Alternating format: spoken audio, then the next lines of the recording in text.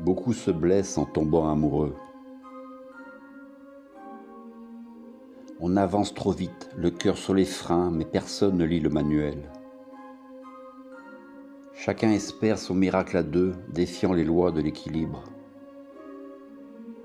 Au sommet d'un sourire, on oublie qu'il y a tout un vide en dessous. On s'élance, convaincu d'avoir des ailes.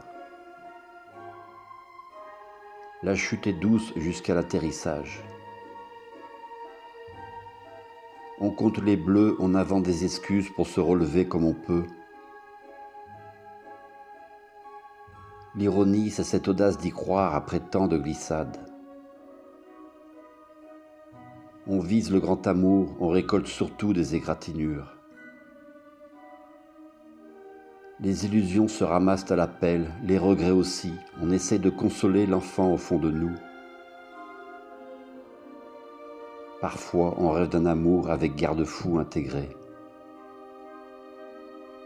Mais l'euphorie revient, travestie en évidence, toujours prête à rejouer la scène du plongeon. On refait la course, le cœur pailleté d'espoir, costume rafistolé en se disant que cette fois le sol sera tendre. On ne grandit pas si vite, tomber sert de leçon ou de prétexte pour recommencer une autre histoire. Puis un jour, on apprend à marcher droit, à regarder le sol avant de s'élancer, à goûter la prudence. Un amour tranquille, sans promesse de vertige, devient soudain plus précieux. Moins d'envol, mais plus de lumière dans la façon d'être là. On découvre que partager la lenteur, c'est déjà penser les anciennes blessures. Aimer sage, c'est éviter les fractures, choisir la présence, offrir son pas, éloigner les falaises.